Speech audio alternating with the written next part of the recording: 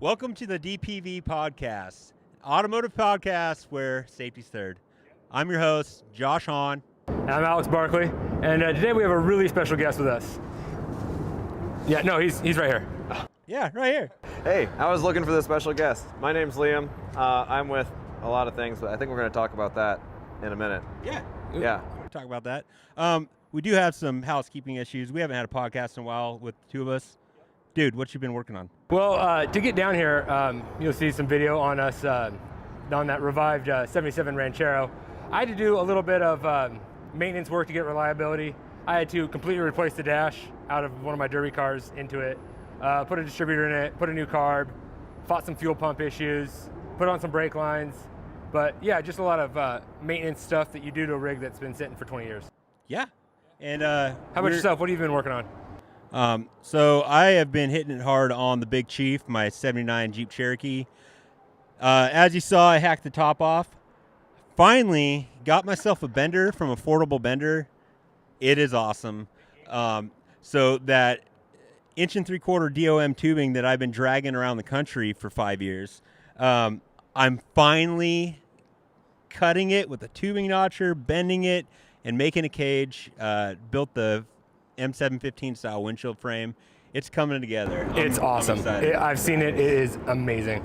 So that's been kind of, the big project. And I bought some quads for my kids, and they're loving it. Nice. Yeah. Good deal. Check out this backdrop. We are at SEMA. This is day 3. It has been nuts since we've been here. We have been on the go. We haven't sat down. We've averaged over 30,000 steps a day, which my phone says is about 15, 16 miles, which I can feel that in my quads. So it feels like 15, 16 How's miles your a day. feet? Shoes are a must. You got to have good shoes. But the other game changer is Gold Bond. Gold Bond, powder up, heavy. Yeah. Yeah. All right, so our guest today, Liam from Jeep Sheep TV, among other channels. Liam and I have been talking for like 5 years about trying to collab, but we live on opposite ends of the country, so it makes it a little difficult, especially in the automotive world. And he has been bugging us to go to SEMA for at least 3 years, and we finally made it happen, finally made the connection where we can meet in person, and super excited to have you on today. We're going to talk about YouTube. We're going to talk about projects. We're going to talk about developing products. We got an exciting episode today. Yeah, and I'm not going to lie, like this is kind of one of those catfish situations. I thought these two were hot blondes, and it was like really awkward when they show up with the beards and they're like, hey, we're DPV. I'm like, oh no. Like I totally messed that up. No. Yeah. Our profile picture doesn't necessarily line up. There's that whole like, your Facebook profile, your LinkedIn profile, and then there's your OnlyFans profile, and it was like, Dad bods and short rods. Those that's were not the same That's our things. OnlyFans. Yeah, I was a little upsold, but hey, we're here now. Yeah. And it's a really good time. All right. We're going to be dealing with a little bit of background noise because we are at SEMA, and there's burnouts, there's radios, there's a ton of horsepower, and we're in Vegas. We're in Vegas. Well, hold on here. What do you guys think the combined horsepower is of this event? If you include the double cab. Oh, yeah, you got to include that. That's Gotta extra include the double cab. 180 horse. Yeah. I mean, some of those Brodozers have huge turbos. I mean, there's it's thousands. I mean, what, 257,150? yeah. Let's say that. The maths. Let's do it. Yeah, Let's go with that. do it. 200 some thousand? 250,000. 250,000 horsepower. 150. And then you got to add the one. SEMA, if you're watching this, tally up the horsepower of every car here and let us know how far close off we are. Yeah, how'd we do? All right. Why don't we talk about you a little bit? What's Jeep Sheep? How did you get started in like automotive? What got you hooked on the Jeep thing? All right, yeah. So I was born at one point, and I was really little, and then I grew up, and in that amount of time, I didn't have any interest in cars. So many people in this industry are like, dude, I grew up working on cars. My dad worked on cars. Like I loved them. That's not me at all. For whatever reason, actually, growing up, my stepdad, he's a car guy. He's totally a car guy, and I had a huge missed opportunity by having no interest in it at all. And I felt kind of bad, but I was doing other things. I was a busy kid. I had a lot going on. I've always known I was an engineer. and I've always been kind of a nerd, so I was doing like computer stuff. Me and my buddies were really into filming and trying to make videos. They still exist on the internet. They probably shouldn't. So, you know, you can try to find them if you want, but we did a lot of like the action stuff, so muzzle flashes, blood splatter, blah, you know, we're teenagers. Like that was cool. Yeah. We had a Grim Reaper video where we're fighting the Grim Reaper, and we had like no money and minimal resources, like beg, borrow, and steal type stuff, and we're editing like all these special effects and After Effects from like bootleg software. I mean, totally legal software. And well, eventually it was legal, but that's beside the point. And so yeah, we're doing all this stuff, and you're talking like a day of work for a 30-second clip. And I got pretty burnt out on that. Ended up going to college for engineering, and in that time frame, I had a good friend of mine. His name is Byron. He's an awesome human being. Also, he served our country, which I applaud him for that. I thank him for that often because he did a lot. But anyway, he did a lot for me at that time period too, because we were in college. He's 10 years older than me. He was established, had a garage, and we're out in the garage, and he's just like, hey, this is how I clean this. This is how I do this. This is that. And at that time, it became interesting to me, working with him. And I was starting to see the parallels between engineering and getting your hands dirty, right? You know, it's like, okay, this works like this, and then here's the science behind it. And so that was really, really cool. And in that experience, I'm like, I need a better car, because I had a 1990 Plymouth Acclaim, which is, as you know, like the ladies just can't get off of those things. Yeah. It was tan, which is also the ladies' favorite color. Oh yeah. You know, all of the girls, like had so many girls just everywhere, all the time. I didn't know what to do with it. So, so I was like, I need something that's more interesting. And talking to him, and actually my stepdad even said it. He's like, you are probably a Jeep guy. And I'm like, cool. And he's like, no, seriously, like you're probably a Jeep guy. This is like way before any of this. And I'm like, all right. And then we went and we bought a Jeep. Me and my buddy Byron, he helped me go and get it, and I couldn't even figure out how to get the doors open. We tried to fill it up with gas. It's a 94 Wrangler, and the gas cap is behind the plate, right? Mm-hmm. It was like 15 minutes of like looking for this gas cap. And like, I don't even know how to fill this thing up with gas. I had never like popped the hood on a car at this point, you know, and I'm like sophomore in college. Like, yeah, I've checked oil and that's about it. Like, I know that the stick has liquid on it and that's probably good. That was like, not for lack of intelligence, just lack of caring. Like, I didn't care. Not that I'm saying I'm smart either, but anyway, so I got this Jeep. It is a 4-cylinder with an automatic transmission with square headlights and probably 75 pounds of Bondo. and I bought this, and it shows so much how little I knew about cars. Because today I would have never bought something like that. Yeah. But that Jeep defined who I am today. I get it home, immediately stuff is breaking. Have no money. I have a friend encouraging me, and I have a stepdad who is a mechanic, right? And so he, like, between those resources, I'm like, I'm gonna fix this myself, and they're encouraging me to do it. And I did so many things wrong that I'm still paying for today. You know, I actually just had to undo something I did back in the day. And in that process, I went from like cars get you from here to there to all I can think about is cars. All I can think about is pistons and oil and gear ratios and just the other day I was thinking about, because oftentimes in this industry I'm like, do I really still want to be in Jeeps? Do I really still want to be into cars? Like, what am I doing in this world and all that stuff? And I was at work and I'm watching a Polaris Ranger go through the dirt, and you see the tread kick up dirt, and you know, it rotates, and like, just picture it with me, guys. Zoom way in on just the tread and the dirt, and that got me so excited.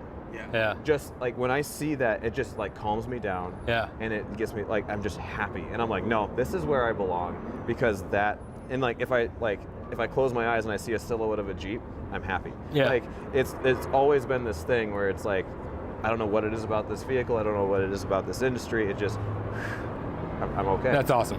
And so at that point, I'm like, yep, I'm a Jeep nerd. That's who I am. and doing college, doing engineering, just a lot of work, by the way. Any of you that are watching that are like going into college, I highly recommend engineering. Don't take on more than you can handle because it will humble you. And it did to me. It humbled me hard, especially if you're paying for it yourself. You know, it's a challenge, and that challenge is going to sculpt you. So, not a bad thing, but it's going to be hard, and you're going to want to quit really bad. Really, really bad. You're going to want to quit a few times. But I do college. I didn't quit. The closest I came was like a week before graduation. I almost left because I sized something wrong in a calculation I was doing, and we had to build this thing, and I was off by a factor of 10. And I said, if I do this on a car, someone's going to die. And I almost left engineering. Truth is, there's checks and balances, and you know, if someone dies, it's because like 10 people did it wrong. So you're kind of okay, but you know, make sure you check your work. Yeah. I get out of college, and I immediately get married, and I immediately moved to Metro Detroit area because I had decided I was gonna work on cars. I said, you know what? I'm living in Iowa. There's no cars here. I want to build cars. I have to move. And so, without knowing a soul in Detroit, we packed up, moved out there, and I started working for a tier 1 automotive supplier that, unbeknownst to me until the interview, makes parts for the Jeep Wrangler. Nice. So I walk in the door and I'm like, yeah, you know, I want a job really bad. I've been hunting for jobs for 2 months, and I'm desperately broke and just got married, and I'm like, so what do you guys even do here?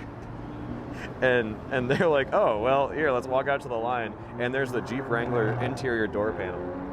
And I'm like, wait, that's the new one, the JL, right? They're like, yeah.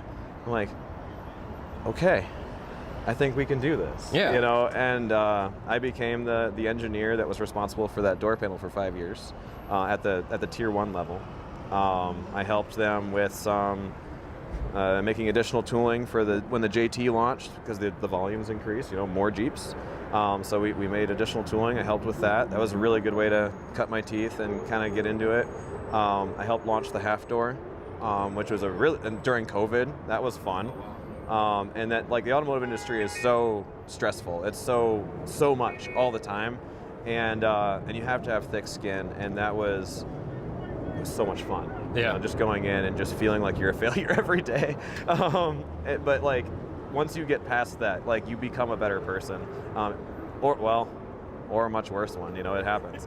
And in that time frame, I was living in an apartment for the first like 6 months. I'm in my parking lot in the apartment, and I'm like, I want to put a 4-liter throttle body on my 2.5-liter engine because the forums say it's better. And I could talk for hours about how it is and or isn't better, and probably isn't better. But at the time, I'm like, I want to try this, and I go on YouTube, and there's no video about it. There's tons of info on the forums, but there's no video about it. And I said, well, what if someone went on these forums and made videos about all the things that people are talking about, so that way it's more accessible, and it's easier to follow, and you get the visual. And so I said, well, I'm not going to do like I did in high school, where we're spending 3 days for 30 seconds. Yeah. Actually, it was probably more like 3 to 4 weeks for 30 seconds, if I'm being honest. And I'm like, I'm not going to do that. I have a cell phone. It was company-provided cell phone, so it was nicer than I would have bought for myself. And I had a cell phone, and I had my Jeep, and I had a parking lot, and I said, I'm just going to film this. And the video actually turned out great. And I want to say that video is well over 100,000 views now. Wow. Which is crazy, and I almost feel bad because I like no longer think it's a great modification. Like, it has benefits, but I'm like, I don't know. Yeah, we've got some videos like that. Like that fuel pump I put in, like, some of it doesn't even make it anymore. Right. Yeah. I got some of those too, where it's like, why are you watching this? Because that doesn't exist. Yeah. But that's where it started. I said, I'm going to just use the resources I have, and I'm not going to just blow it out of proportion. I'm going to edit it fast. I'm going to like disconnect myself from like making it perfect and just get it out there and get it accessible to people. And if it doesn't go well, I'm just going to quit. Well, it went well. Like, that video did great. And everyone's like, dude, thank you so much for doing this. I did it in a Youth for Christ t-shirt.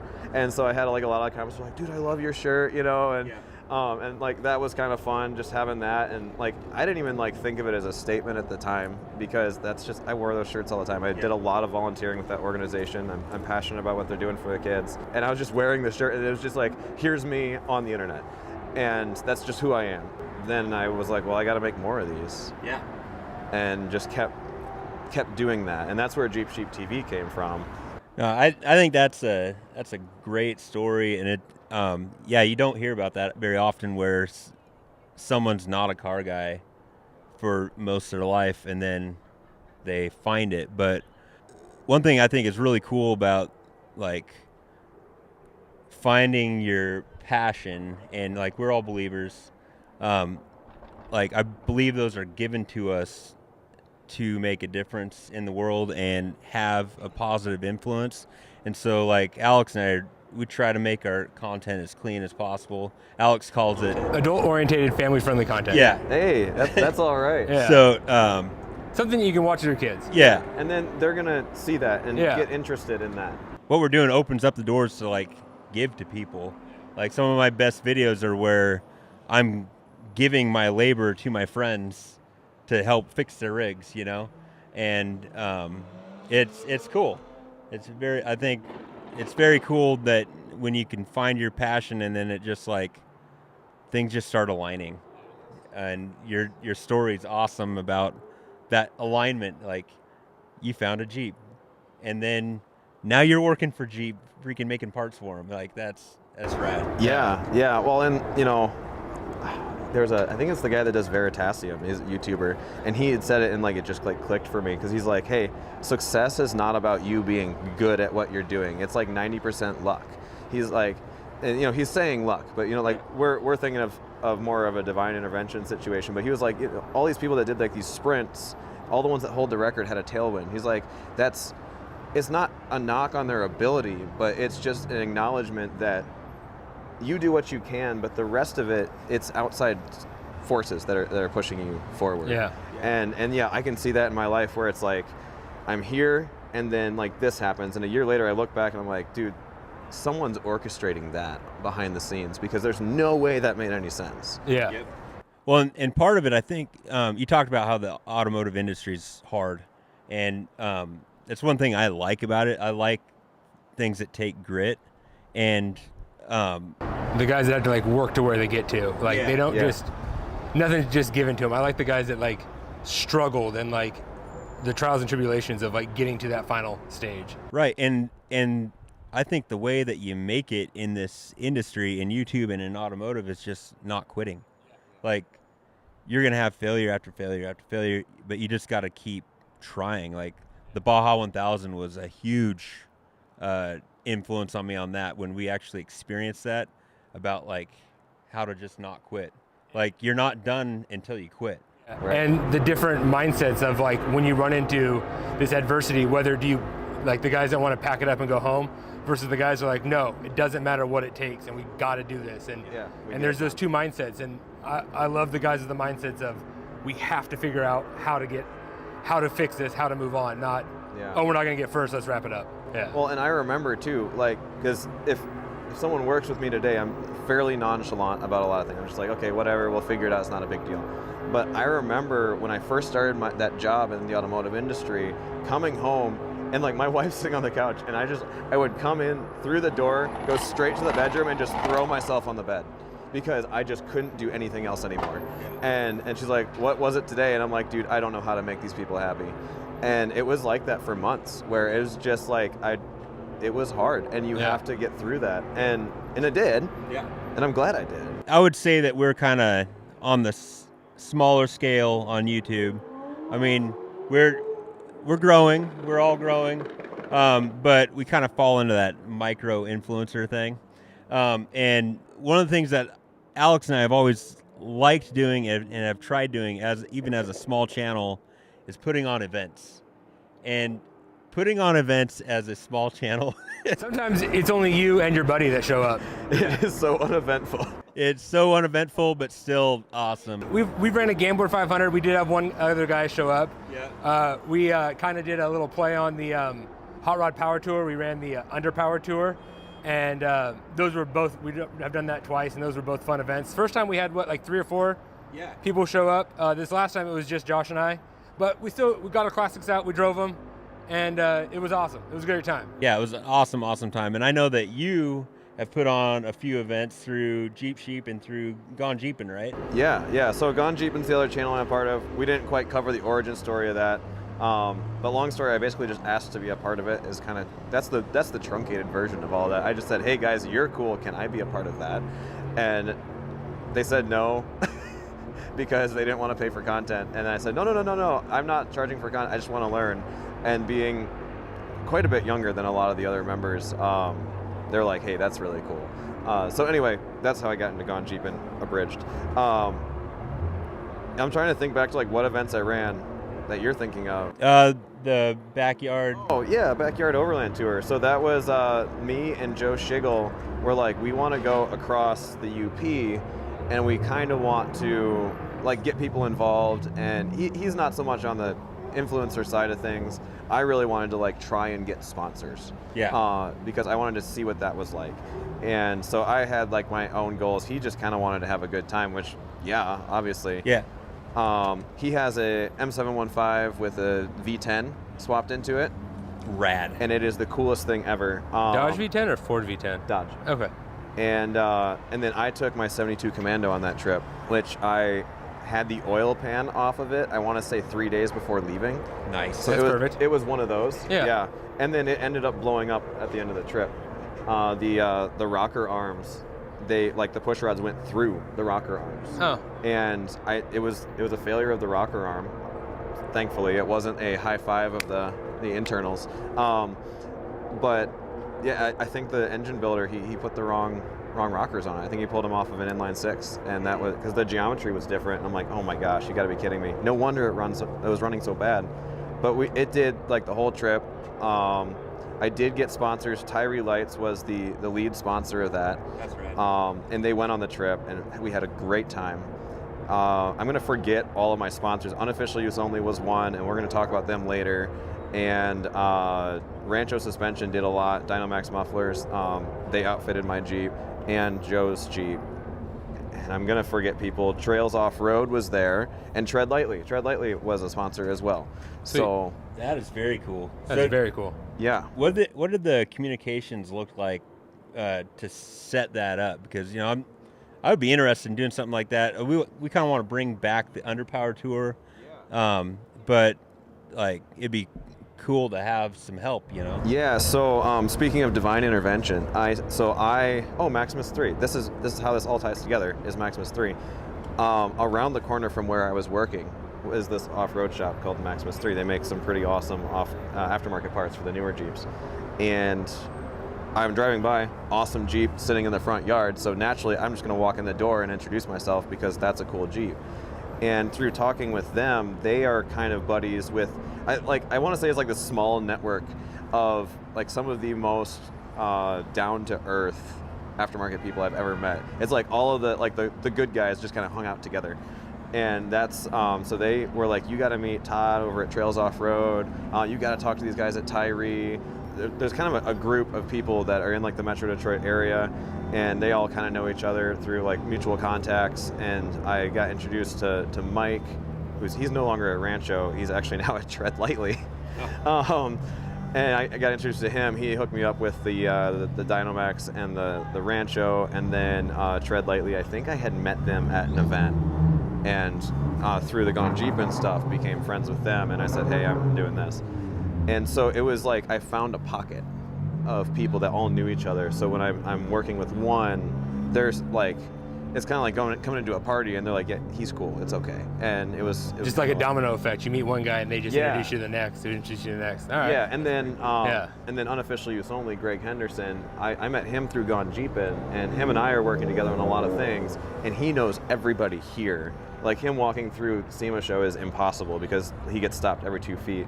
Yeah, I noticed that. Yeah, and he also introduced me to a lot of people, and really early on, without knowing much about me, like stood up for me in the industry, and really has had my back the entire time. And so like he'll introduce me to people, and I want to say, and he might not remember this, maybe it didn't even happen because I was pretty tired that year, but I want to say we were at this show, and at one point he said, yeah, this is Liam, he's one of the, like the best people I've ever met. And I'm like, what type of introduction is that? Yeah, like who says and coming that? from him. Yeah, and I'm like, okay, Greg, like who are you talking about right now? Yeah. Last night when we left the little social event, we said goodbye to Greg, and he's like, hey, I want to do something stupid with you guys. That's a compliment for us. And that's a bad thing to say to us because doing stupid stuff is right up our alley 24/7. Yeah, and he will. Oh yeah. Yeah. All right, so Liam, one of the things we do on every podcast episode, we call it the fantasy build. I'm already looking. All right. I'm looking. So we've got something for you. This is something you might not be very familiar with. Hopefully you know in what direction to take this. Oh, is there a right and wrong answer? No, Oh, okay. but you will be judged and laughed at if you do choose wrong. Oh, I'm choosing wrong for sure. We sometimes like to find stuff that wouldn't actually be like your normal stuff. It might be like kind of crazy, so. Yeah. Okay, so I was trying to look for something for you guys that's just rusty beyond all imagine. And for whatever reason, Marketplace is like, here's all of these perfect cars. I'm like, what's wrong with you? So you talk about the rust that you have up in your area. We actually, the Ranchero is rusty by my standards for what, and at the footwell on the passenger seat, there's a hole that's like this big, and that's about it. Yeah, that's not rusty. Like at the footwell. Yeah. But if you get some knockoff mats from Costco, Right. those Michelin mats, they go right over the hole. You don't even know it's there. Yeah, It's like you fixed you're it. fine. Yeah, that's like, It's like not Bondo even an and paint. issue. I was in the junkyard, and there was a 95 Wrangler where the frame, I kid you not, was so it's a box. Yeah. It was the top half, and it was a strip on the bottom. And then the leaf spring mounts in the middle of the frame, and then it was floating down, connected to the top half, and it was like a little like tack welded piece of metal like holding the bottom of it. And Perfect. that was the frame. And that's not uncommon. Terrifying, but not uncommon. Have you ever seen one of these before? You know, this is a Jeep YJ. This is a joke. I'm pretty sure I've seen a couple of these. This All isn't, right. this isn't your That's real not thing. it. That's not it. We were just giving you pull a out. fast one on you. Oh, 'cause I'm like, you know, You've never seen one before. You don't know how to Yeah. work on them. But I'm very familiar with that Jeep. I'm familiar with This that one platform. does have a couple extra cylinders. Oh yeah. Yeah. I love the 4-cylinder. It is a very reliable engine. If someone's like, I'm buying a Jeep, I'm like, don't buy the 4-cylinder. I think that 4-liter is a really reliable engine too, though. 4-liter. Yes. Yeah. So the 4-liter was developed off the 4-cylinder. They made the 4-cylinder first, Okay. 2.5 liter, and then they developed the 4-liter off of that. Okay. And so, and then the 4-liter ended up getting a lot more upgrades throughout the years. So they just kind of like canned the 4-cylinder. Yeah. And stepchild type stuff, but it came off of that platform, and both like there's so many interchangeable parts and the reliability aspect. Imagine a inline 6 where if it overheats, the head doesn't work. That's the 4-cylinder. Yeah. That's like Okay. its only weakness, and the 4-cylinder doesn't have that weakness. The It also sounds doesn't long. have any horsepower. that 4-cylinder, any day of the week you can find a half dozen Cherokees for sale with that in Yeah. it, with over 200,000 miles that have been beat on by high school kids, and Yeah. they're for sale that run and drive. Yeah, I mean, I used to religiously overheat mine. Yeah. I mean, to the point where it's off the gauge, and it's just like, yeah, man, let's do it again. Yeah. So this is actually what you've you're got working $10,000 total. Purchase price is in there. Yeah. So for $10,000, go ahead and describe what it is. I'll also put pictures on the screen. All right. Oh my gosh, yes. Okay, this is one of my favorite cars. This is a 1981 Eagle SX4 4-wheel drive for $3,000. So I'm looking at just over $6,000 to get her going. The interior is mint, so I don't have to touch that. The exterior is, by my standards, also mint. So, so we're good. It comes, and you guys told me before this is off-road themed, so it comes with a bull bar. Yeah, it comes with a couple extra accessories. Yeah, You're so not gonna need... that's done. I'm not loving that there's no grill on it. Yeah. That's probably because of the bull bar, but maybe I'll do something there, just like expanded steel or something like that.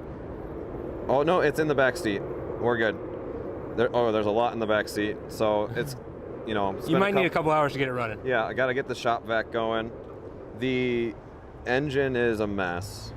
I'm gonna spend most of my money getting this running. In the description, it does say that it needs a head gasket.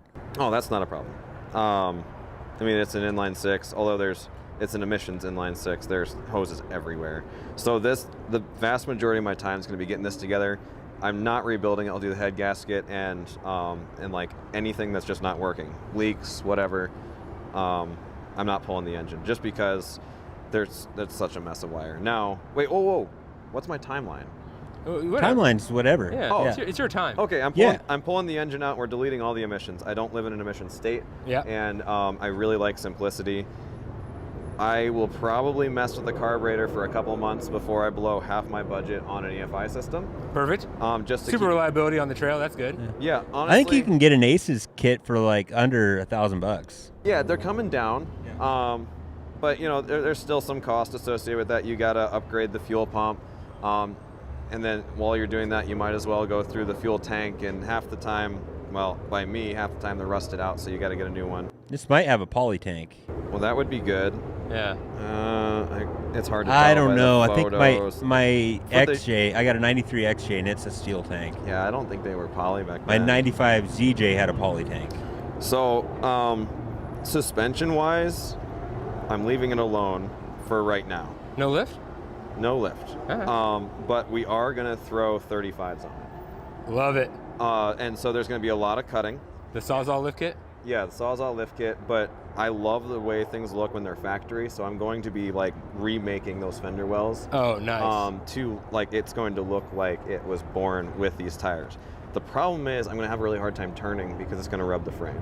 So I'm going to have to take a lot of the body panels off and start like notching parts of the inside, and then at the end of the day I'm going to give up and have a really bad turning radius. That's right. Because, you know, whatever. Are these body on frame? I don't I believe so. They might be, because the XJ was a huge like unibody thing for the brand. I mean, this is pre-Jeep. This is not non-Jeep, but they were all tied together. Yeah. Fun fact: the AMC Eagle saved the Jeep because when they were going to the YJ, they had no money to upgrade this vehicle, and they blew their entire budget on the interior.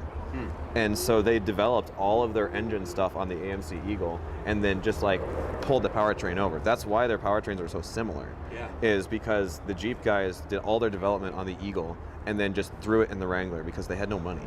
They were giving nothing to develop the YJ. Jeep is just everybody else's parts. Yeah. So, you know, I'll run it like that for a while and then find out that I might have it might not do what I want it to do, so maybe we'll start doing some solid axle in the front just for fun. Yeah, those axles might not like 35s. It would be pretty cool to not go full trophy truck, but do a trophy truck style independent front suspension. I mean, that brings it beyond $10,000, but to have the long travel independent on a car like that with 35s would be rad. Yeah. So through my current employment, I have access to some resources that can get me some suspension parts for within this budget. Nice. Okay. And so, I mean, I could do some trophy truck, like some trailing arm, large wishbone on the front. I could do some of that with some parts that I scrounge off of side-by-sides. Yeah. And the car's small enough that would work. 100%. Yeah. The side-by-sides are getting so heavy now that Oh, a lot of their parts, and I didn't say this online, a lot of their parts could potentially be put on cars because the sizing is just getting so close now. Yeah. So you're not hearing that, you're not doing that. That's what I'm doing. It doesn't matter. But yeah, so I think eventually I might get some side-by-side goodies. And as far as powertrain goes, I'm leaving the powertrain alone for a while. Yeah. I like it. Yeah. Be a sweet little Eagle. So, and then, you know, Screaming Eagle. yeah, everything I just described could be done for like $3,000, and then you know how things go, double it, and there you are. Yeah. We're at our budget. And then use every last penny on tires. Yeah. Yeah, Get the best tires you can get. I think. Oh no, I come to the SEMA show and I just beg someone for tires. Yeah. Like, please, I'm over budget on this build. I think some red letter general grabbers would look. Yes. So I'm kind of a sucker for BF Goodrich, and Yeah. so Yeah. I might throw KO2. Actually, KM3s would look really cool on Yeah. there. Also, or like a rally tire with a rally wheel, like a Okay. Sparco wheel type thing with multiple spokes would be really cool on this. Yeah. Sweet. All right. All right. What do you got for us? Alex can build this one. Okay. I gotta look quickly at what I saved, and then I will. Okay. This is $6,750. So All right. your budget is small. That's all right. I can work with it. Oh, this is the Suzuki Every Van, or like a Suzuki Carryall. Little it is- guy. Here's you might Little not guy. notice this about me. I am a larger individual. We actually have the Suzuki single cab at work, and I don't fit in him. But Even better. this is the van version. Is this four-wheel drive? I have no idea. I was falling asleep last night going through Marketplace, like, I have to find something for these guys, and like, So- as my eyes were closing, I clicked it. So I do know that for $1,000, I can get the 4x4 running gear for this. So I could turn this into 4x4, scrap everything else out of there, move the seats back like 8-10 inches, not have a middle seat, have just a back seat. Definitely paint it up like the 18 van, call it the B Team.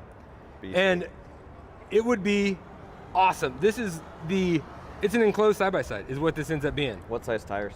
I think Keep in 31s. mind, like a 25 would be huge on that thing. I think like 31s. I think a guy could get away with Oh yeah. little baby 31s. Yeah. And that makes my tire budget a lot cheaper. Especially since you can find 31s on Marketplace or Craigslist for like $300. They're everywhere. Yeah, it's everyone that buys a stock Jeep that then puts a lift kit on it and they have their factory tires to. Yeah. Yeah. But I'm pretty sure this has like 13-inch wheels. Oh yeah. It is 4-lug. We'll do a little lug adapter and we'll get it. This would be awesome. Throw a roof rack and a light bar on the top. Can you get portals for those? I mean, that blows your budget, but Yeah. This thing could is get your gear incredibly reduction. clean. Pull portals off a side-by-side, yeah. which it still blows your budget. They're not any cheaper just because they're on side-by-sides. But it would be the appropriate size, and Right. you could get your lift with it and your gear reduction. Yeah. This is, How many times are you rolling it over? I think this is going to be very top heavy. We might end up with a little bit of body damage, which is unfortunate because this thing is really clean. It's actually really clean. Yeah. But yeah, I think that one of these with an exo cage would also look very, very cool. Oh yeah. I have a buddy with a bender, and I have access to really cheap 1.5-inch tubing, so that budget would be just my time, which is worthless. Right. So I think 1.5-inch DOM tubing on a exo cage on a vehicle this small, I think it'd be okay. Yeah. Sweet. Then take it to LB. Yeah. So, right on. Well, we talked about Jeep Sheep. We talked a little bit about Gone Jeepin'. We got our fantasy build. What's the kind of future directions of Jeep Sheep and the other stuff that you got going on? Oh, you're catching me at a weird time because I'm trying to figure that out right now. Yeah. I really don't know, but there is something I'm working on that kind of is higher priority than everything else at the moment, aside from my actual job, because I'm a full-time engineer at Polaris Industries. So I work on side. That's why I keep talking about side-by-sides, you know, whatever. So I work there. If you guys are on the fence about getting a Polaris, just go buy one so that way I can get a bonus this year. I have a Polaris Ranger crew, and I love it. It has been absolute game changer if you have property. Yeah. Yeah, So, and you know, just buy like 3, 4, 5, 6 of them, and I'll thank you later. It's cool. So aside from all of that, and aside from being married and loving my wife and hanging out with her, I'm also developing aftermarket products for the newer Jeeps with Greg Henderson of Unofficial Use Only, who I met through Gone Jeepin'.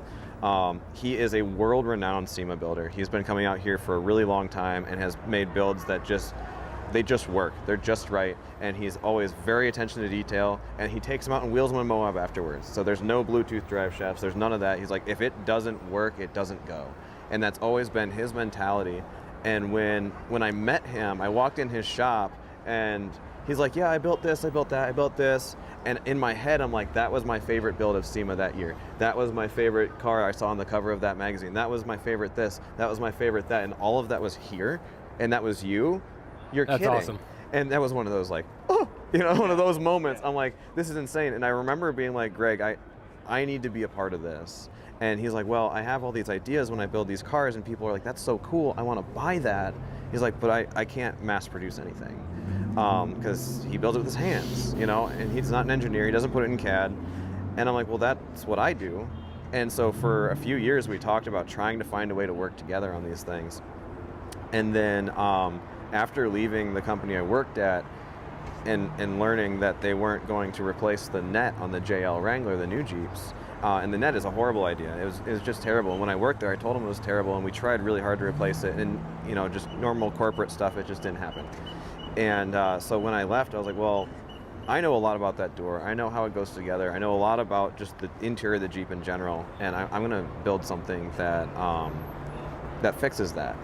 And so working with Greg, and him being a Jeep guy, and very well renowned, I said, Greg, what do people want? He's like, they want a cup holder. I'm like, awesome. So we put a cup holder in it. On the rear door, I'm like, what do they want for the rear door? He goes, man, all these guys are hardcore off-roaders, but they also have kids. We need a spot for their kid's tablet that holds it tight. And so we made sure to integrate that. And so I did do the bulk of the design, but Greg did help with some of the direction. And we decided to launch the door pockets prototypes at SEMA last year here. And now we are in full production. And there is a little bit of a battle at first, but we decided last year and have stuck to it from then on till now that everything is going to be manufactured here in the US. So we're a brand new aftermarket parts company. Greg's been in the industry for years but never made parts. And now he's coming in, sticking his neck out on the line, and we're producing parts under his brand. And we're doing all of it here in the US, where it is not inexpensive, by the way. No. And the tooling was done here. The parts are made here. We've got apparel that he's selling now that he's trying really hard to source everything here. The next product is being made here. The tool is here. All of it's going to be here because we believe that we should be investing in our own communities. Yeah. And it's just more responsible when you do that. If you call unofficial use only, you have an issue with your door pockets, there's a strong chance the owner, Greg, is going to answer the phone, and he's going to take time out of his day to talk to you about the product that you bought, because we just care so much about the people in this industry. We love the Jeep, what it means to people, what it is, the design. It looks like it belongs on the Jeep because there's nothing wrong with the Jeep. Yeah. It's like a lot of these things, they change the look of it, they change this, they change that, and there's room for that in the industry, but we want to just make a Jeep because we've been, we've loved this vehicle for a long time in our lives, each individually, and we want to make sure we pay homage to that. And so we've been launching this brand. It's been a lot of work, especially because I no longer live in Michigan. I live in Wisconsin now. So I'm doing everything remote, and I'll come home from work, sit down on the computer and develop parts all night and then send it off. And, it's been a wild ride, but that's pretty sweet though. We're in full production. Yeah. Very cool. Well, Liam, this has been a very fun time, a very fun conversation. Very cool, all the different directions it has gone. Where can our listeners and viewers find you? Well, on the internet, probably. Sometimes in Wisconsin. Okay. Yeah. Sounds good. Yeah. No, so... We'll just link your home address down below? Yeah, just okay. right there at the bottom. We'll put a Google Maps link to just his... a pin. Stop on place. in. If something breaks down, I'll help you fix it. How's that sound? That is actually true. If you're driving by and you're like, help, if I'm home, yeah, I'll help you. No. So Jeep Sheep TV, like the animal, right? Pick that name because they sound similar. It works with the head. Anyway, Jeep Sheep TV on YouTube, Jeep.sheep on Instagram.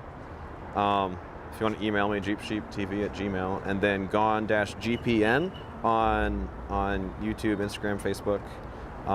Definitely check out Gone Jeepin' because I'm not the only one making for that, and there's a lot of really awesome people that we just didn't even talk about in this. That's a whole that we could go days on that one.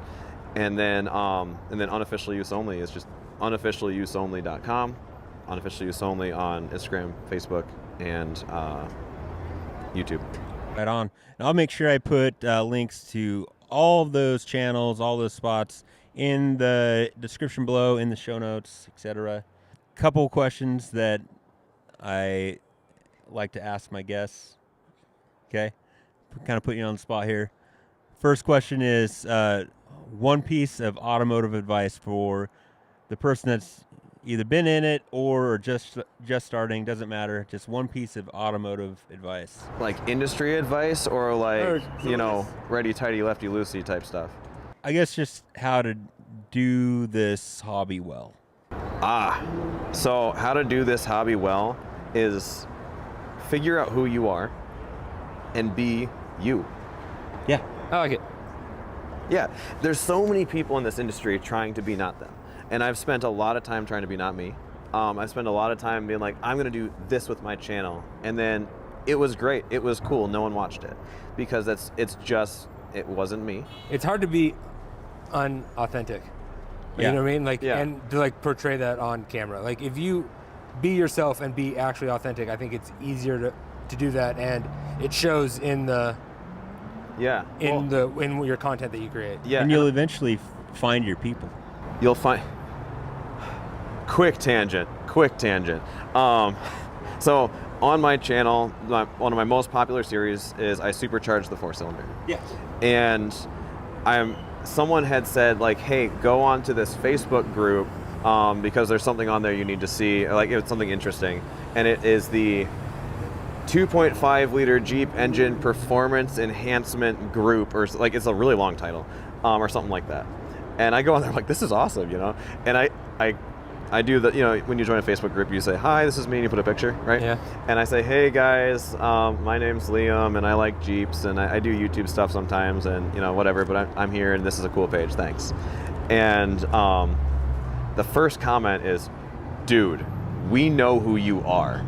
And then it was like, It was the Liam fan it was a page? ton of comments of like, oh my gosh, like we're huge fans of your channel, and there's 1,000 people on this page. Yeah. And that was my entire viewer base in one bucket. And that's cool. I found my people, and I'm like, this is the craziest thing I have ever That is experienced, awesome. because to them I was famous, and I'm like, That is awesome. yes. So yes, be you, stay you, and then the thing that I am really bad at is when you post something or you do something or you build something and it's a total flop, learn from it and stop taking it so personally. Yeah. Because I mean, I did it the other day, it ruined my entire day. I mean, my heart rate probably like didn't drop for like 8 hours because I was just so stressed because something I did didn't go the way I planned, and people didn't like it the way I thought they would, and you just can't do that. So my other question, which I think you kind of did, but it's one piece of just general life advice. Silly one, look up. I like it. Yeah, so, okay, here's a great example. We are in the beautiful Las Vegas. And like, you look at the top of this building over here, and that's where the name is. You look at some older architecture, and they put little frills and gargoyles and things at the top of the building. You've got clouds, you've got birds, you've got planes, you've got shooting stars. And we spend a lot of time stressed out. Where am I going? What am I doing next? Whether you're looking at your phone, you're looking at the ground, you're kind of like just spacing out into nowhere. And every once in a while, take a minute to just stop and look up, because someone spent hours to do something right there and no one looked at it. And I have spent so many times like noticing things that people go their entire life without seeing by just looking up, both physically and metaphorically. Yeah, I like it. That's awesome. That's my weird one. I've thought about that for a long time. Never told I like it. anyone. So Well, right on, Liam. It's been super fun having you on. We've got more show to see. We've got more people to see. So we got to wrap it up here. But definitely want to do this again sometime. I can tell that, like, we could have talked for 2 more hours easy. Like, maybe with some water, but a little bit cotton mouth. But, dude, this conversation's been awesome. thanks for getting us out here and really like pushing it, like I always thought, like, oh yeah, SEMA is when we're big, we could do SEMA. When we're big, we could do SEMA. Like, no, come out and do SEMA now. Yeah. And thanks for pushing us. Like, this has been an amazing opportunity, and it has exceeded my most wild expectations. Well, and I'm gonna be honest with you guys. Like, I was talking with a coworker a few months ago, and I'm like, yeah, we don't have a booth this year, and I don't really have any like agenda. I don't have anything I'm like trying to do at the show this year. And they're like, dude, then why are you going? Like, why are you taking all of this time out of your day, all like vacation and this and airplanes and all of that? Like, why are you going? And I'm like, well, I gotta go. And then when you guys said that you were coming, I was like, and that's why I'm going. Like, for like, there was a couple of minutes where I'm like, I don't really want to go, and I'm like, whoa, no, the Days of Pain and Victory guys are gonna be there. And then I was like, I have to be there. Like, I really want to see these guys. And yeah, it's awesome. I'm really glad that you guys have made it out. Like, when I see you going through the hall and you're talking to people, I get so excited. That's awesome. All right, well, Alex and I have been filming a ton of content this week. I think we're gonna have 8 or 9 videos from this week, so lots of content coming at you. Lots more full-size Jeep stuff. Got a little partnership with Torcliffe I'm excited to show you guys. And yeah. That's Let's do it. We'll wreck it, rinse and repeat. Until next time. See ya.